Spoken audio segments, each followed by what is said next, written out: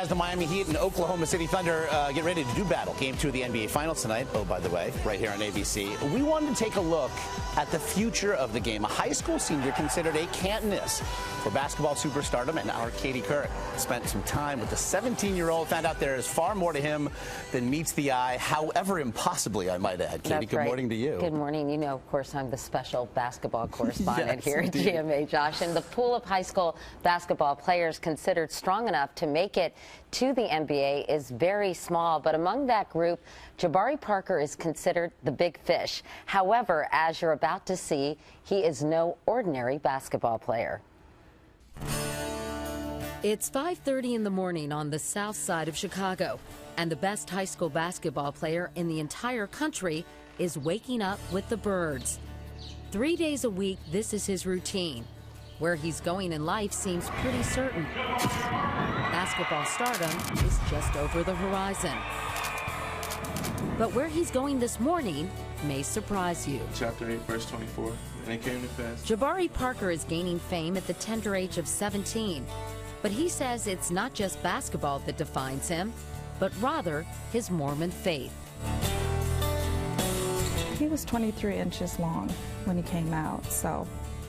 He came out a basketball player. Yeah. Yes. The youngest of Lola and Sonny Parker's 4 children, Jabari has basketball in his genes. Sonny played in the NBA in the late 70s and early 80s for the Golden State Warriors. And Jabari inherited his dad's passion for the game.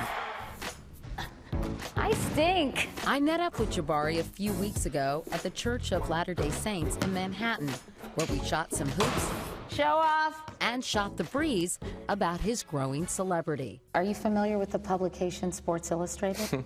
Yeah, I'm familiar with it. Well, apparently, you're on the cover. Wow. This is my big reveal. Yeah, I'm speechless right now. That's pretty nice. When did you first recognize he had a special talent? 2nd grade, I would take him to practice. The kids were, some of them were 3 years older. His skill level, he could beat all of them on the court.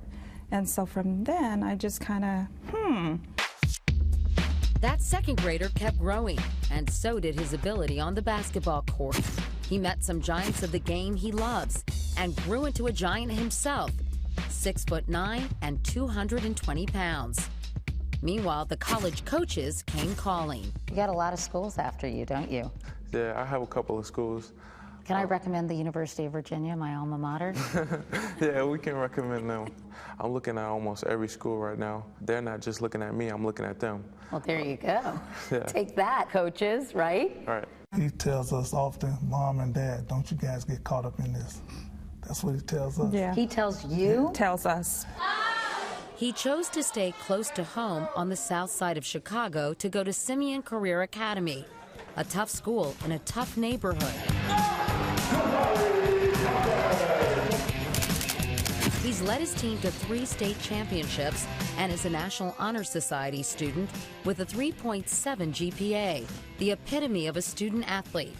He credits his faith with keeping him grounded and focused. You're a Mormon. Do people think that's weird? Yeah, they do. Once they think of Mormonism, they will look at a white guy, but it's worldwide. Do you find yourself having to explain your religion a lot to people? Well, I do. Many people think that Mormons make their own furniture, and I got that question a long time ago. Why do you think there are so many misconceptions about Mormonism? Because it's not very popular, but the church is growing in so many ways, and it's growing rapidly. And it's trying to change its image. Yet, of the 6.2 million Mormons in America, only 3% are African American. If Jabari ends up in the NBA, he would be the first black Mormon drafted into the league. But before that can happen, well, let's call it the $20 million question. At 19, Mormons are expected to go on a 2-year mission. That would be right at the point Jabari is eligible to enter the NBA draft and sign a potentially huge contract. So, what will Jabari do?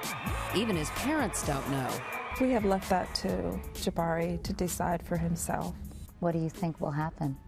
We've encouraged him to, be a good person, and that's all we can hope for. Jeff Benedict, who also happens to be a Mormon, wrote the profile of Jabari for Sports Illustrated. There is pressure. It's not that the church puts pressure on you to do it. It's just that there's an expectation that young men in the Mormon church should go. And certainly he feels that.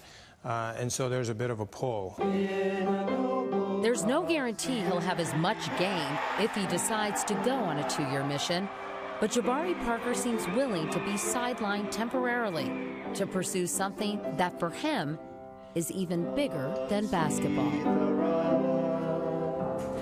Wow, he seems almost too good to be true. Now, you sat down with him, Katie, and Tom Izzo, John Calipari, every college coach in the country is going to get him for a year. Then he'll be eligible to go. What's your sense? Do you think he'll do the mission? I'm not really sure. I think he is a person of deep faith, and I think he believes that he can be as strong when he comes back from a mission. Sure. So I think it's completely up in the air, a jump ball, if you will, to use a basketball term. And but he is being aggressively recruited, not only by Michigan State, as you mentioned, Kentucky, but also Duke, Chapel Hill. But I'm really convinced after our interview, UVA might be the one, Josh. Which is really interesting because sources tell me that he's really strongly considering the Gauchos of UC Santa Barbara as well. I think it actually might come down to those two schools. But some athletes have chosen, like Steve Young and Danny Ainge, both great professional athletes and Mormons. There's an they did not go on their missions, so there's an expectation, but it's not required. It really is a personal choice. It is something that especially schools like BYU, athletes there across the spectrum have had to deal with. Fascinating to find out. Thank you, Katie. Great to see you this morning. And of course, Jabari Parker will be watching, so should you. Game 2 of the NBA Finals. Heat Thunder tonight, 8:30 Eastern, ABC.